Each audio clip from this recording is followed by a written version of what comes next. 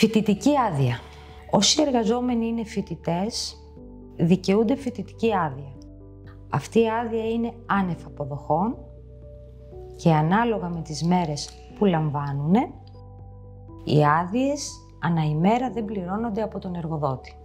Ένας φοιτητής, ο οποίος φοιτά σε δημόσιο, ΑΕΗ, ΤΕΗ ή ΕΚ, δικαιούται αντίστοιχα για προπτυχιακό επίπεδο 30 ημέρες ανά ημερολογιακό έτος και για μεταπτυχιακό επίπεδο 10 ημέρες ανά ημερολογιακό έτος. Αυτές οι μέρες είναι άνευ αποδοχών. Εδώ έρχεται ο ΟΑΕΔ, όπου αποπληρώνει ένα μικρό μέρος αναλογίας αυτών των ημερών. Τι πρέπει να κάνει ο εργαζόμενος φοιτητής?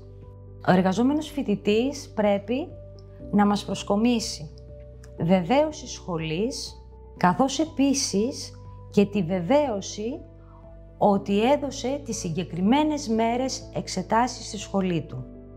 Αυτά τα δύο δικαιολογητικά είναι απαραίτητα να προσκομιθούν στην εταιρεία και εμείς εν συνεχεία τους στέλνουμε ανάλογο έντυπο, το οποίο θα πρέπει να προσκομίσει στον ΟΑΕΔ της περιοχής που υπάγεται η εταιρεία μας, για να λάβει μία μικρή αναλογία, ένα ποσό το οποίο αντιστοιχεί σε μία μικρή αναλογία των ημερών φοιτητικής αδείας που έλαβε χωρίς να πληρωθεί.